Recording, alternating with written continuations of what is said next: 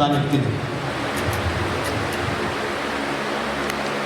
ಬರೀ ಕರ್ನಾಟಕ ಅಲ್ಲ, ಈ ನಾಡಿನ ಅಪ್ರತಿಮ ಹೋರಾಟಗಾರರಾಗಿ ತುಂಬ ಸ್ಪಷ್ಟವಾದಂಥ ವಿಚಾರವನ್ನು ಹೊಂದಿ ಪ್ರತಿಯೊಂದು ದೇಶದಲ್ಲಿ ಅವರ ಜನ್ಮದಿನ ಆಚರಣೆ ಮಾಡ್ತಾರೆ. ಸುಮಾರು 169 ದೇಶದಲ್ಲಿ. ಪ್ರೊಫೆಸರ್ ಸ್ವಾಮಿ, ನಾನು ಅಲ್ಲಿ ಸಂಗತಿ ಪ್ರೊಫೆಸರ್ ಸ್ವಾಮಿ ಅವ್ರು ಮೈಸೂರು ಜಿಲ್ಲೆಯವರು. ಶ್ರೀನರಸೀಪುರ ತಾಲೂಕು ಮಾಡರಳ್ಳಿ ಅವ್ರ ತಂದೆಯವರು, ಸಮಾಜವಾದಿ ಹೋರಾಟಗಾರರು ಅವ್ರ ತಂದೆಯೂ ಕೂಡ. ಇವರು ಮೈಸೂರಲ್ಲೇ ಹುಟ್ಟಿದವರು. ಕಾನೂನಲ್ಲಿ ಸ್ನಾತಕ ಜನತೆಯ ಪ್ರಜೆಯಾಗಿರಬೇಕು ಅನ್ನುವಂಥ ಉದ್ದೇಶದಿಂದ ಹುಟ್ಟಬೇಕು. ಇಂಥ ದನಿ ಕೊಟ್ಟ ನಂಜುಂಡಸ್ವಾಮಿಯವರಿಗೆ ಕರ್ನಾಟಕ ಸರ್ಕಾರ ಅವರ ಹೋರಾಟ ವಿಚಾರಗಳ ಬಗ್ಗೆ ಅಧ್ಯಯನ ಮಾಡೋಕ್ಕೆ ಮೈಸೂರು ವಿಶ್ವವಿದ್ಯಾಲಯದಲ್ಲಿ ಅವರ ಹೆಸರು ಒಂದು ಪೀಠ ತೆಗೆಯೋಕ್ಕೆ ನಿನ್ನೆ ಬಡ್ಜೆಟ್ನಲ್ಲಿ ಘೋಷಣೆ ಮಾಡಿದೆ. ಅದಕ್ಕೆ ಕರ್ನಾಟಕದ ಸರ್ಕಾರವನ್ನು ವಿಶೇಷವಾಗಿ ಮುಖ್ಯಮಂತ್ರಿ ಸಿದ್ದರಾಮಯ್ಯರವ್ರನ್ನ ನಾನು ರೈತ ಸಂಘದ ಪರವಾಗಿ ಹೃತ್ಪೂರ್ವಕವಾಗಿ ಈ ಸಮಾವೇಶ ಮತ್ತು ನಂಜುಂಡಸ್ವಾಮಿಯ ನೆನಪು ದಿನ ವಿಶೇಷವಾದ ಕೃತಜ್ಞತೆಯನ್ನು ಸಲ್ಲಿಸಕ್ಕೆ ಇಚ್ಛೆಪಡ್ತೀನಿ. ಅದಿತ್ತು ನಮ್ಮೆಲ್ಲರ ಒತ್ತಾಯದ ಬಗ್ಗೆ ಪುಕ್ಕಡೆ ಇದ್ದಾಗ ಹೆಬ್ಬಾಳ ಯೂನಿವರ್ಸಿಟಿ ಇತ್ತು, ಕಾರ್ಯಾರಂಭ ಮಾಡಿರಲಿಲ್ಲ. ಅದಕ್ಕೆ ಮೊನ್ನೆ ಬಡ್ಜೆಟ್ ಮೀಟಿಂಗಲ್ಲಿ ಒತ್ತಾಯ ಮಾಡಿದ್ರು ಮೈಸೂರಲ್ಲೇ ಕೊಟ್ಟಿದ್ದಾರೆ. ಮೈಸೂರು ವಿಶ್ವವಿದ್ಯಾಲಯಕ್ಕೆ ಒಂದು ಹೆಸರಿದೆ, ಅಲ್ಲಿ ಅಧ್ಯಯನ ಪೀಠ ಆದರೆ ಡಾಕ್ಯುಮೆಂಟೇಷನ್ ಆಗುತ್ತೆ. ಹೆಂಗೆ ಅಂಬೇಡ್ಕರ್ ಪೀಠ ಇದೆ, ಬಸವಣ್ಣವ್ರ ಪೀಠ ಇದೆ, ಬಸವಲಿಂಗಮ್ಮನವ್ರ ಪೀಠನೂ ಇದೆ. ಈ ಥರ ಭಾಳಷ್ಟು ಜನರ ಪೀಠ ಇದೆ. ನಂಜುಂಡಸ್ವಾಮಿ ವಿಚಾರಗಳು ಒಂದು ಡಾಕ್ಯುಮೆಂಟೇಷನ್ ಆಗುತ್ತೆ, ಅದ್ರ ಬಗ್ಗೆ ಬೇಕಾದಷ್ಟು ಅಧ್ಯಯನ ಮಾಡ್ಬೋದು. ಅದಕ್ಕೆ ವಿಶೇಷವಾದಂಥ ಕೃತಜ್ಞತೆಯನ್ನು ಸಿದ್ದರಾಮಯ್ಯವರಿಗೆ ಈ ಮೂಲಕ ಸಲ್ಲಿಸ್ತಾ ಇರುವಂಥದ್ದು. ಈಗ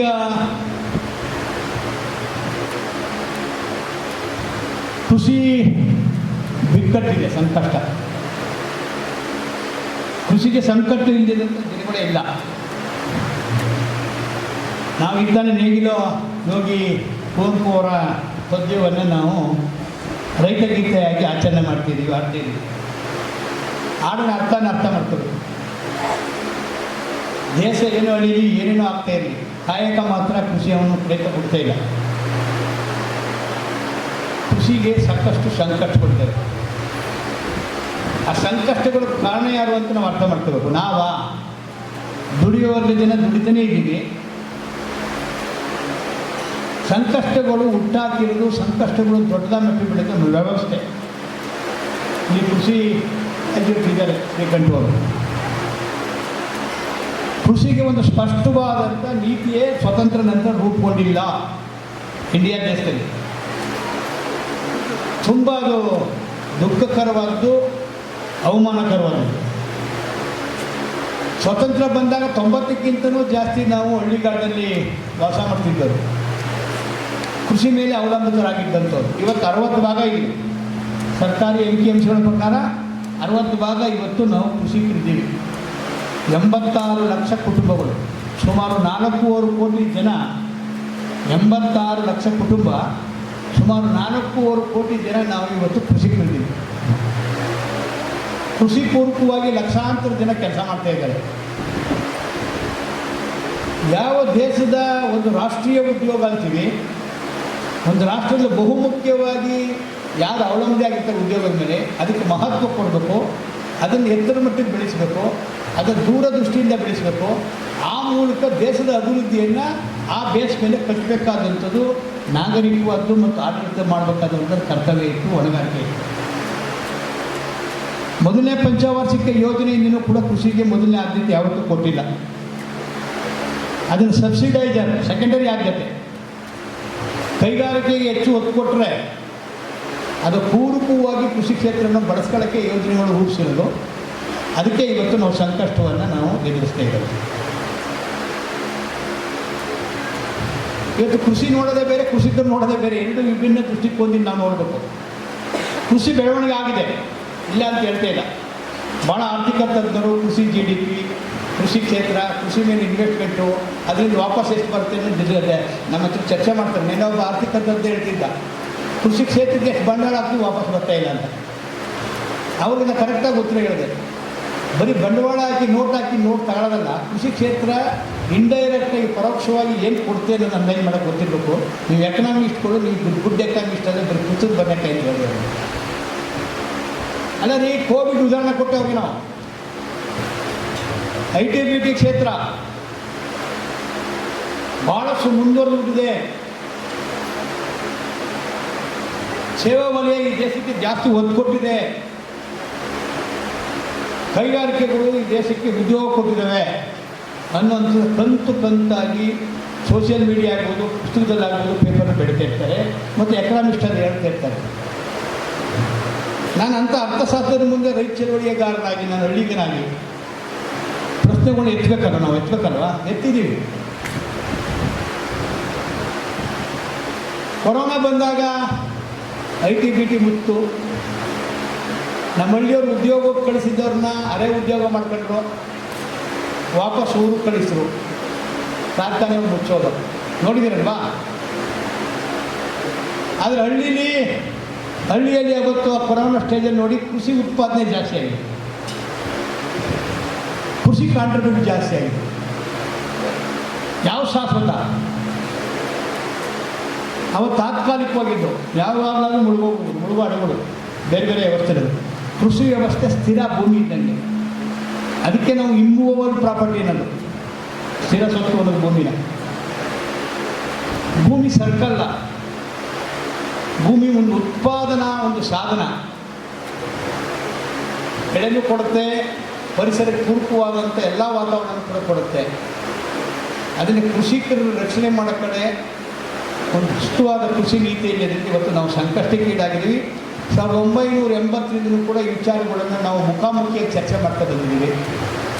ಮುಖಾಮುಖಿಯಾಗಿ ಚರ್ಚೆ ಮಾಡ್ತೀವಿ. ಪುಟ್ಟಣ್ಣವ್ರನ್ನ ನೆನಪು ಮಾಡ್ಕೊಬೇಕು. ಇವತ್ತು ನಾವು ಪುಟ್ಟಣ್ಣಯ್ಯ ಕೃಷಿಕ, ಒಬ್ಬ ಕ್ರೀಡಾಪಟು. ರೈತ ಚಳವಳಿಗೆ ಬಂದ ಮೇಲೆ ಶಾಸಕರಾಗಿ ಒಂದು ಡಾಕ್ಯುಮೆಂಟೇಷನ್ ಇದೆ ನೋಡಬೇಕು. ವಿಶ್ವನಾಥ್ ಅವರವರು ಕ್ಲಾಸ್ಮೇಟ್, ರೂಮೇಟೇನೋ ಹೇಳ್ತಾ ಇದ್ರು ಅವರು ಸಭಾಸದಲ್ಲಿ. ನೇಗಿಲ್ಲುಗೆ ಎಷ್ಟು ಬಂಡವಾಳ ಹಾಕಿದ್ವಿ ನಾವು, ಮೂಗ್ದಾರಕ್ಕೆ ಎಷ್ಟು ಬಂಡ ಹಾಕಿದ್ದೀವಿ, ಲಾಳ ಕಷ್ಟಕ್ಕೆ ಎಷ್ಟು ಬೆಂಡ ಹಾಕಿದ್ದೀವಿ, ಉಳುವೆ ಮಾಡೋಕ್ಕೆ ಎಷ್ಟು ಬಂಡವಾಳ ಹಾಕಿದ್ದೀವಿ, ಹಸುವಿನ ದನಗಳ ಮೇವಿಗೆ ಎಷ್ಟು ಬಂಡವಾಳ ಹಾಕಿದ್ದೀವಿ. ಸರ್ಕಾರದ ಬಡ್ಜೆಟ್ಗಿಂತ ಜಾಸ್ತಿ ಬಂಡವಾಳ ರೈತರು ಹಾಕಿದ್ದೀವಿ. ಸರ್ಕಾರದ ಬಡ್ಜೆಟ್ಗಿಂತಲೂ ಕೂಡ ಹೆಚ್ಚು ಬಂಡವಾಳನ ಸ್ವತಃ ಬಂಡವಾಳ ನಾವು ಹಾಕಿದ್ದೀವಿ. ಯಾವ ಎಕನಾಮಿಸ್ಟು ಬರೆದಿಲ್ಲ ಇದನ್ನ ಅಂತ ಹೇಳ್ತಿದ್ರು. ಇದು ಎಕನಾಮಿಸ್ಟ್ಗಳು ಪುಸ್ತಕ ಓದೋರು, ಆಕ್ಸ್ಫರ್ಡ್ PhD ತಗೊಳ್ಳೋರಿಗೆ ಇನ್ನೊಂದು ಮಧ್ಯದಲ್ಲಿ ಹೊಸ ಆಯಾಮದಲ್ಲಿ ಅರ್ಥವ್ಯವಸ್ಥೆನ, ಕೃಷಿ ಅರ್ಥವ್ಯವಸ್ಥೆನ ನೋಡಬೇಕಾದಂಥ ಒಂದು ರೂಪ, ಹೊಸ ಆಯಾಮ ಕೊಡುವಂಥದ್ದು. ಏನು ಬೆಳೀತಾರೆ ಎಕನಾಮಿಸ್ಟು? ಫುಲ್ಗೆ ಇಷ್ಟು ಬೆಂಡಲ್ ಬಂದಿದೆ ಅಂತ ದುಡ್ಡಿಲ್ಲ, ಎಕನಾಮಿಕ್ ಕಾಡ್ಸೋದಂಥದ್ದು, ಕೃಷಿಗೆ ವೆಚ್ಚ ಮಾಡೋಕ್ಕೆ ಕಾಡ್ಸೋದಂತೆ. ತೊಪ್ಪ ಇದಕ್ಕೆ ಸಮಾನ ಅಂತೇಳಿ, ತೊಪ್ಪದಲ್ಲಿ ಉತ್ಪಾದನೆ ಇದೆ ಸಮಾನ ಅಂತೇಳಿ. ಈ ಥರ ಅವಿವೇಕಿ ಎಕನಾಮಿಸ್ಟ್ಗಳು ಕೃಷಿ ವ್ಯವಸ್ಥೆಯನ್ನು, ದುಡಿಯೋ ವರ್ಗದ ಶ್ರಮವನ್ನು, ಮಾನವ ಸಂಪರ್ಕವನ್ನು ಸಪ್ರೆಸ್ ಮಾಡಿ ಕೋಟು ಹಾಕಿರೋರು, ಅಂಬಾನಿ, ಅದಾನಿ, ಇನ್ಯಾವುದೋ ಸುಳ್ಳು ಹೇಳ್ಕೊಂಡು ದಗ ಮಾಡೋಂಥವ್ರನ್ನ ಈ ದೇಶಕ್ಕೆ ದೊಡ್ಡ ಕಾಂಟ್ರಿಬ್ಯೂಟ್ ಕೊಟ್ಟಂತೆ ಚಿತ್ರಿಸಿದ್ದಾರೆ. ಇದನ್ನು ರೈತ ಚಳವಳಿ ಈ ಮುಖಾಮುಖಿ ಪ್ರಶ್ನೆಗಳು ಇದುವರೆಗೆ ಎತ್ತಿದೆ. ಹೆಬ್ಬೆಟ್ಟೊತ್ತ ಒಬ್ಬ ರೈತ ಯುವಕ PV ನರಸಿಂಹರಾವ್ ಅವರ ಬಡ್ಜೆಟ್ಟು, WTO ಮತ್ತು ಡಂಕಲ್ ಪ್ರಸ್ತಾವ ಬಗ್ಗೆ ಮಾತಾಡುವಂಥದ್ದು ಕಲಿಸಿದೆ ಅಂದರೆ ಅದು ರೈತ ಚಳವಳಿ ಒಂದು ಓಪನ್ ಯೂನಿವರ್ಸಿಟಿ ಇದ್ದಂಗೆ. ಒಬ್ಬ ಒಂದು ಪಠ್ಯ ಕಲಿಯೋನು ಒಂದು ಪಠ್ಯದ ಬಗ್ಗೆ ಕಲಿತಾನೆ. ಇದು ಸಮಾಜದ ಆಡಳಿತ ವ್ಯವಸ್ಥೆ, ಆರ್ಥಿಕ ವ್ಯವಸ್ಥೆ, ಸಾಮಾಜಿಕ ವ್ಯವಸ್ಥೆ, ಸಮಸ್ಯೆಗಳು ಕಾರಣ ಯಾರು, ಸಮಸ್ಯೆಗಳು ಪರಿಹಾರ ಏನು ಅಂತ ಓಪನ್ ಯೂನಿವರ್ಸಿಟಿ ಮುಖಾಂತರ ಇವತ್ತು ಅಸಲ್ಟ್ ಅವರು ಹಳ್ಳಿಯಲ್ಲಿ ಕಲಿಸ್ಕೊಟ್ಟಿದೆ. ಅದಕ್ಕೆ ಇತ್ತು ಜೀವಂತ ಸತ್ವ ಇರೋದಕ್ಕೆ ನಮಗೆ ಸಮಯ ಕಾರಣ.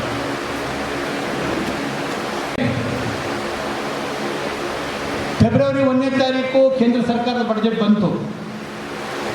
ನಮ್ಮ ದೊಡ್ಡ ಎಲೆಕ್ಟ್ರಾನಿಕ್ ಮೀಡಿಯಾಗಳು ಮತ್ತು ಪ್ರಿಂಟಿಂಗ್ ಮೀಡಿಯಾಗಳು ಕೃಷಿಗೆ ಮೊದಲನೇ ಆದ್ಯತೆ ಕೊಟ್ಟಿದ್ದಾರೆ. ಕೃಷಿಗೆ ಭರಪೂರ್ವವಾದಂಥ ಅನುದಾನಗಳು ಬಂದಿವೆ ಅಂತ ಕೇಂದ್ರ ಸರ್ಕಾರ. ಇವತ್ತು ಕೂಡ ನಿನ್ನೆ ಕೃಷಿಗೆ ಆದ್ಯತೆ ಕೊಟ್ಟಿದ್ದಾರೆ ಸಿದ್ದರಾಮಯ್ಯವರು. ಎರಡೂ ಬಡ್ಜೆಟ್ ಕೂಡ ಕೃಷಿಗೆ ಪೂರಕವಾಗಿದೆ. ಅದು ಕೇಂದ್ರದ ಬಡ್ಜೆಟ್ ಆಗ್ಬೋದು, ರಾಜ್ಯದ ಬಡ್ಜೆಟ್ ಆಗ್ಬೋದು, ಕೃಷಿಗೆ ಪೂರಕವಾಗಿಲ್ಲ. ಯಾಕೆ ಚರ್ಚೆ ಮಾಡ್ತಿದ್ದೆ ನಾವು ಮಾಧ್ಯಮದಲ್ಲೂ ಹೇಳಿದ್ದೀವಿ, ನಿನ್ನೆ ಡಿಬೇಟಲ್ಲೂ ಕೂಡ ನಾವು ಚರ್ಚೆ ಮಾಡಿ ನಿಷ್ಠೂರವಾಗಿ ಹೇಳಿದ್ದೀವಿ ಸರ್ಕಾರದ ಬಗ್ಗೆ. ಆಮೇಲೆ ಬನ್ನಿ ನೋಡೋಣ. ಕೃಷಿ ವ್ಯವಸ್ಥೆ ಕಟ್ಟಬೇಕು ಅಂದರೆ, ಹೊಸ ಮಾದರಿ ಕೊಡಬೇಕು ಅಂದರೆ, ಇನ್ನು 10 ವರ್ಷದಲ್ಲಿ ಕೃಷಿ ಹೆಂಗೆ ಸಾಧನೆ ಮಾಡ್ತೀವಿ ಅಂದರೆ ನೀರು ಇಲೆಕ್ಷನ್ ಮಾಡ್ಕೋಬೇಕು. ನಿರ್ಲಕ್ಷಣೆ ಮಾಡಬೇಕು ಅಂತ ಚರ್ಚೆ ಮಾಡಿದ್ರಾಗಲ್ಲ. ಕೃಷಿ ತಜ್ಞರು, ಆರ್ಥಿಕ ತಜ್ಞರು, ಆಡಳಿತ ತಜ್ಞರು, ಬ್ಯಾಂಕಿಂಗ್ ಕ್ಷೇತ್ರದವರು ಮತ್ತು ಪ್ರಾಕ್ಟಿಕಲ್ ಆಗಿ ವೃತ್ತಿ ಮಾಡ್ತಿರೋ ಕೃಷಿಕರ ಜೊತೆ ಚರ್ಚೆ ಮಾಡಿ ಒಂದು ಸ್ಪಷ್ಟವಾದ ಕೃಷಿ ನೀತಿ ಬೇಕು. ಇನ್ನು 10 ವರ್ಷದಲ್ಲಿ ಕೃಷಿಗೆ ಏನು ನಾವು ಸಾಧ್ಯ ಮಾಡ್ತೀವಿ ಕರ್ನಾಟಕದಲ್ಲಿ, 10 ವರ್ಷದ ಯೋಜನೆ ರೂಪಿ ಮಾಡಿಸಿ ಈ ವರ್ಷ ಏನು ಮಾಡ್ತೀವಿ ಅಂತ ಆದ್ಯತೆ ಕೊಡಬೇಕು. ಈ ವರ್ಷ ಒಂದು ಮಾಡೋದು, ಮುಂದೆ ವರ್ಷ ಒಂದು ಮಾಡೋದು ಅದಾಗಲ್ಲ, ಕಂಟಿನ್ಯೂಟಿ ಹೇಳಿಲ್ಲ. ಇವತ್ತು ನೋಡಿದ್ರೆ ಕೃಷಿ ಕ್ಷೇತ್ರಕ್ಕೆ ಸಂಕೀರ್ಣ ಸಮಸ್ಯೆಗೂ ಸ್ಪಂದಿಸಿದಂಗೆ ಕಾಣುತ್ತೆ ಬಜೆಟು. ನಮ್ಮ ಕಿರುಧಾನ್ಯಗಳಿಗೆ ಒತ್ತು ಕೊಟ್ಟಿದೆ, ಸಿರಿಧಾನ್ಯಗಳಿಗೆ, ಮಾರ್ಕೆಟ್ಗೆ ಒತ್ತು ಕೊಟ್ಟಿದೆ, ಸಣ್ಣ ನೀರಾವರಿಗೆ ಒತ್ತು ಕೊಟ್ಟಿದೆ, ಕೌಶಲ್ಯ ಅಭಿವೃದ್ಧಿ ಒತ್ತು ಕೊಟ್ಟಿದೆ. ಮತ್ತು ಇವತ್ತು ಹವಾಮಾನ ವೈಪರೀತ್ಯಕ್ಕೆ ನಾವು ಭಾಳಷ್ಟು ಆರ್ಗ್ಯಾನಿಕ್ ಬೇಸಾಯ ಮಾಡೋದು ಒತ್ತು ಕೊಟ್ಟಿದ್ದ ಥರ ಕಾಣುತ್ತೆ. ಆದರೆ ಅದು ಪುಸ್ತಕ ಕಾಗದ ಮೇಲೆ ಬದನೆಕಾಯಿ ಆಗುತ್ತೆ, ಕಾರ್ಯರೂಪಕ್ಕೆ ಬರೋದಿಲ್ಲ. ಇದು ಮಾಡಬೇಕು ಅಂದರೆ ಒಂದು ಸ್ಪಷ್ಟವಾದ ನೀತಿ ಇರಬೇಕು. ಆ ಸ್ಪಷ್ಟವಾದ ನೀತಿ ಇಟ್ಕೊಂಡು ಕೃಷಿನೂ ಕಟ್ಬೋದು, ಕೈಗಾರಿಕೆನೂ ಕಟ್ಬೋದು, ಗ್ರಾಮೀಣ ಕಟ್ಬೋದು.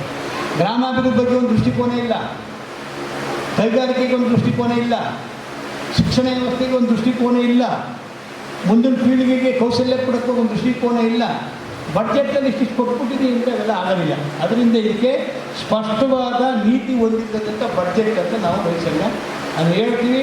ಇವತ್ತು ಮಧ್ಯಾಹ್ನ ಮೀಟಿಂಗ್ ಇದೆ. 12-13 ಸಂಯುಕ್ತ ಹೋರಾಟ ಕರ್ನಾಟಕ ರೈತ ಚಳವಳಿ, ದಲಿತ ಚಳವಳಿ, ಕಾರ್ಮಿಕ ಚಳವಳಿ, ಭಾಷಾ ಚಳವಳಿಯವರು ಮತ್ತು ಮಹಿಳೆ ಮತ್ತು ಯುವಜನ ವಿದ್ಯಾರ್ಥಿ ಚಳವಳಿಗಳು ಸೇರಿ ಸಂಯುಕ್ತ ಹೋರಾಟ ಕರ್ನಾಟಕ ಇದೆ. ಎಲ್ಲ ದೃಷ್ಟಿಕೋನದಿಂದಲೂ ಎಲ್ಲ ಆಯಾಮಗಳಿಂದಲೂ ಕೂಡ ಈ ಬಡ್ಜೆಟನ್ನು ಅವಲೋಕನ ಮಾಡಿ ನಮ್ಮ ಬಡ್ಜೆಟ್ ಹೆಂಗಿರಬೇಕು, ಈಗಲೂ ಏನು ಬದಲಾವಣೆ ಮಾಡಬೇಕು, ಇಲ್ಲ ನಮ್ಮ ಹೋರಾಟ ಹೆಂಗೆ ಮುಂದಿಸಬೇಕು ಅಂತ ಸ್ಪಷ್ಟವಾದ ನಿರ್ಧಾರವನ್ನು ನಾವು ಫೆಬ್ರವರಿ 12-13 ತಗೊಳ್ತೀವಿ. ಈ ಸರ್ಕಾರದಿಂದಲೂ ಕೂಡ ನಮ್ಮ ಪರ ಇಲ್ಲ, ಈ ಸರ್ಕಾರ ವಿಧಾನಸೌಧ ಮೂಲೆ ಮಾಡಬೇಕು ಒಂದು ದೊಡ್ಡ ಹೋರಾಟವನ್ನು ನಾವು ರೂಪಿಸೋಕ್ಕೆ ನಾವು ಈಗಾಗಲೇ ಆಲೋಚನೆ ಮಾಡಿದ್ವಿ. ಯಾಕೆ ಅಂದರೆ ಕೇಂದ್ರ ಸರ್ಕಾರ 2020 ಸೆಪ್ಟೆಂಬರ್ ತಿಂಗಳು ಕೊರೋನಾದಲ್ಲಿ ನಮ್ಮನ್ನೆಲ್ಲರೂ ಲಾಕ್ಡೌನ್ ಮಾಡಿ ಮಾಸ್ಕ್ ಹಾಕೊಳ್ಳಿ, ಮನೆಯಿಂದ ಬರಬೇಡಿ ಅಂತೇಳಿ ಸುಗ್ರೀವಾಜ್ಞೆ ಮೂಲಕ 3 ಕೃಷಿ ಕಾಯ್ದೆಗಳನ್ನು ತರಕೊಡ್ತಿತ್ತು, ರೈತ ವಿರೋಧಿ ಕೃಷಿ ಕಾಯ್ದೆಗಳನ್ನು. ಅದನ್ನು ವಿರುದ್ಧ ಹೋರಾಟ ಮಾಡಿದವು ನಾವು. 384 ದಿನ ಐತಿಹಾಸಿಕವಾದ ರೈತ ಆಂದೋಲನ ಡೆಲ್ಲಿ ನಡೀತು. 786 ಜನ ಅಲ್ಲಿ ಹುತಾತ್ಮರಾದರು. ಕರ್ನಾಟಕದಲ್ಲೂ ಕೂಡ ದೊಡ್ಡ ಹೋರಾಟವನ್ನು ನಡೆಸಿತು. ಆ ಹೋರಾಟವನ್ನು ಹತ್ತಿಕ್ಕ ಪ್ರಯತ್ನ ಮಾಡಿದಂಥ ಕೇಂದ್ರ ಸರ್ಕಾರ ಕೊನೆಗೆ ಮಂಡಿ ಊರಿಗೆ ವಾಪಸ್ ತಗೊಳ್ತು. ಶ್ರೀಕಂಠವರೇ, ಮಂಡಿ ಊರು ವಾಪಸ್ ತಗೊಳ್ತು. ಆ ಟೈಮಲ್ಲಿ ಆ ಹೋರಾಟಕ್ಕೆ ಕಾಂಗ್ರೆಸ್ ಪಕ್ಷ ಬೆಂಬಲ ಕೊಟ್ಟಿತ್ತು. ಆ ಟೈಮಲ್ಲಿ BJP ಸರ್ಕಾರವು ಕೂಡ ಭೂ ಸುಧಾರಣಾ ಕಾಯ್ದೆ ತಿದ್ದುಪಡಿ ತಂದಿತ್ತಿಲ್ಲಿ. ಕೃಷಿ ಮಾರುಕಟ್ಟೆಗೆ ತಿದ್ದುಪಡಿ ತಂದು ಖಾಸಗಿ ಮಾರುಕಟ್ಟೆಗೆ ಅವಕಾಶ ಮಾಡಿಕೊಟ್ಟಿತ್ತು. ರೈತ ವಿರೋಧಿ ಕಾಯ್ದೆಗಳನ್ನು ತಂದಿತ್ತು. ಅದ್ರ ವಿರುದ್ಧ ಕೂಡ ಹೋರಾಟ ಮುಂದುವರಿಸಿದ್ದು.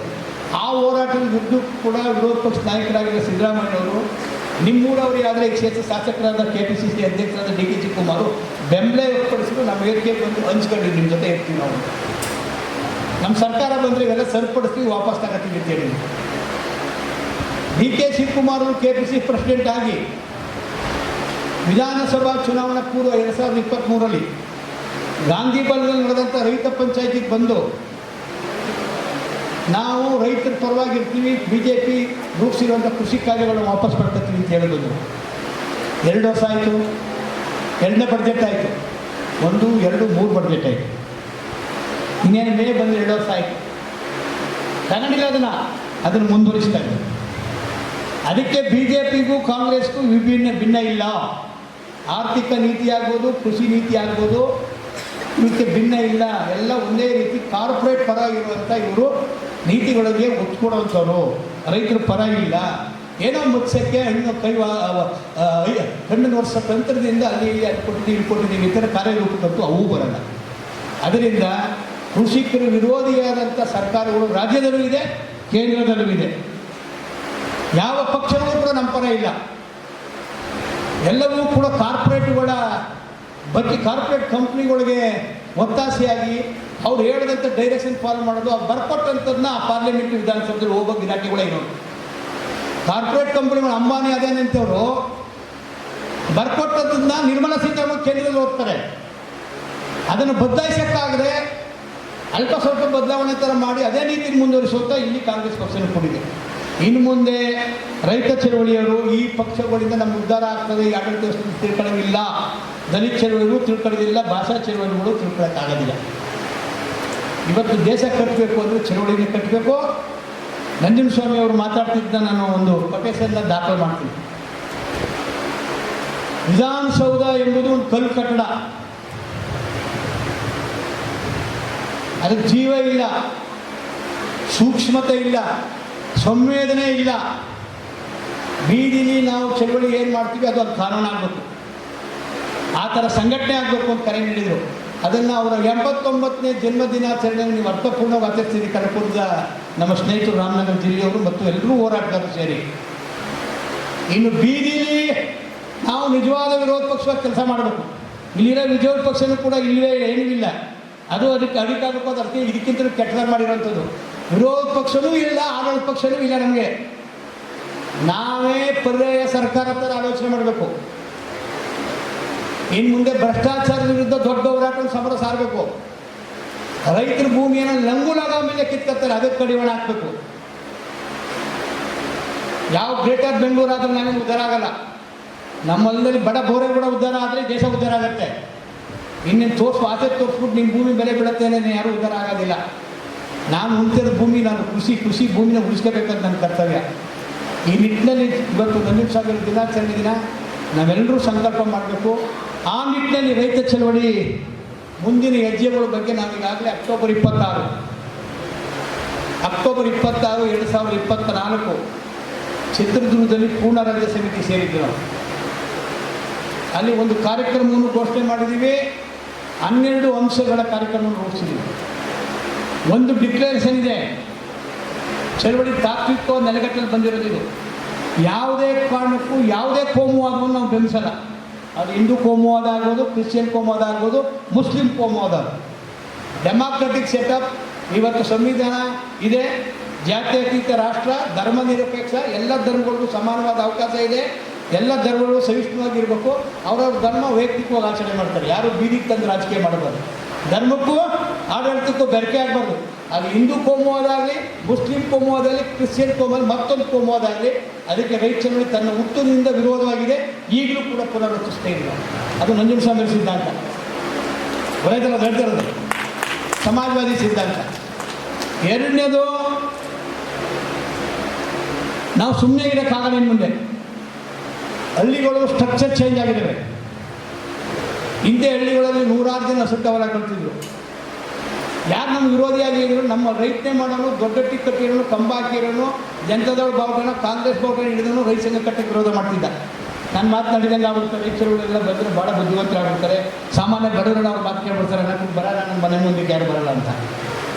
ಇವತ್ತು ಹಳ್ಳಿ ವಾತಾವರಣ ಚೇಂಜ್ ಆಗ್ಬಿಟ್ಟಿದೆ. ಕೃಷಿನ ಯಾರು ಕೃಷಿ ಮೇಲೆ ವಿಶ್ವಾಸ ಇಟ್ಟಿಲ್ಲ. ಅದಕ್ಕೆ ಸ್ವಾಭಿಮಾನದ ಉದ್ಯೋಗ ಇಲ್ಲದೆ ಬೆಂಗಳೂರಿಗೆ ಹೋಗ್ಬಿಟ್ಟು MA ಓದಿರೋನು ಆಚಾರ ಕೆಲಸ ಮಾಡಬೇಕು. ಜೀವನ ತಪ್ಪು ಅಂತ ಹೇಳಕ್ಕಾಗಲ್ಲ. ಹಳ್ಳಿಯ ಸಮೃದ್ಧಿಯಾಗಿ ಕಟ್ಟಬೇಕು, ಸುಸ್ಥಿರ ಹಳ್ಳಿ ಕಟ್ಟಬೇಕು ಅಂದರೆ ಕೃಷಿಯಲ್ಲೇ ನಾವು ತೋರಿಸ್ಕೋಬೇಕು. ಅದಕ್ಕೆ ಬೇಕಾದಂಥ ವ್ಯವಸ್ಥೆನ ಹೋರಾಟದಿಂದ ರೂಪಿಸ್ಕೋಬೇಕು, ರಚನಾತ್ಮಕವಾದ ಕೆಲಸ ಮಾಡಬೇಕು. ಈ ನಿಟ್ಟಿನಲ್ಲಿ ರೈತ ಚಳವಳಿಯನ್ನು ಬಲಿಷ್ಠಗೊಳಿಸ್ಬೇಕು ಅನ್ನೋ ದೃಷ್ಟಿಯಿಂದ ಕುಟುಂಬಕ್ಕೊಬ್ಬ ಸದಸ್ಯ, ಊರಿಗೊಬ್ಬ ಕಾರ್ಯಕರ್ತನ ತಯಾರು ಮಾಡಬೇಕು ಅನ್ನೋ ನಮ್ಮ ದೃಷ್ಟಿಕೋನ ಇದೆ. ನಂಜನಸ್ವಾಮಿ ಅವರು ದಿನಾಚರಣೆ ಫೆಬ್ರವರಿ 13 ಚಾಲನೆ ಕೊಟ್ಟಿದ್ದೀವಿ. ನಾವು 25 ತಾಲೂಕನ್ನು ಸೆಲೆಕ್ಟ್ ಮಾಡಿದ್ವಿ. 1 ವರ್ಷದೊಳಗಡೆ ರಾಜ್ಯ ಪದಾಧಿಕಾರಿಗಳಲ್ಲಿ 25 ತಾಲೂಕು ಸಂಪೂರ್ಣ ಮಾಡ್ತೀವಿ. ಇನ್ನು ಮಿಕ್ಕ ತಾಲೂಕಲ್ಲಿ ವಾರ್ಷಿಕ 5,000 ಜನ ಸದಸ್ಯರು ಮಾಡ್ತೀವಿ. ಈ ಮೂಲಕ ಕೋಟ್ಯಾಂತರ ಜನ ಸದಸ್ಯರು ಮಾಡಿ ನಾವು ಹಳ್ಳಿಯಲ್ಲೇ ಹೋರಾಟ ಪ್ರಾರಂಭ ಮಾಡಬೇಕು. ಎಲ್ಲ ಅನಿಷ್ಟಗಳ ವಿರುದ್ಧನೂ ಹೋರಾಟ ಮಾಡಬೇಕು. ರೈತರು ಈ ದೇಶದ ಯಜಮಾನರಾಗಿ ದುಡಿಯೋರೆಲ್ಲ ಒಂದಾಗಿ ಈ ಕಾರ್ಪೊರೇಟ್ ಶಕ್ತಿಗಳಿಗೆ ಪರ್ಯಾಯ ಕಟ್ಟಬೇಕು ಅನ್ನೋದು ಎಂಥ ರಾಜಕಾರಣಿಗಳು ವಿಧಾನಸಭೆಯಿಂದ ಓಡಿಸ್ಬೇಕು ಅನ್ನೋ ನೀತಿಗೋಸ್ಕರ ನಾವು ಮಾಡ್ತಾ ಇದ್ದೀವಿ. ಅದು ಮುಂದಿನ ಹೆಜ್ಜೆ. ಇವತ್ತು ಯುವ ಘಟಕ ಉದ್ಘಾಟನೆ ಆಗ್ತಾಯಿದೆ. ಯುವಕರು ತುಂಬ ಮಹತ್ವಾಂಶ ಇರಬೇಕು, ಕನಸು ಕಾಣಬೇಕು. ಆದರೆ ಬೇಗ ನಿರೀಕ್ಷೆ ಮಾಡ್ತಾರೆ, ಪ್ರತಿಭಟನೆ ಆಗಬಾರ್ದು. ನನಗೆ 61 ವರ್ಷ, ಈಗ ನಾನು 19ನೇ ವರ್ಷ ಚಳವಳಿ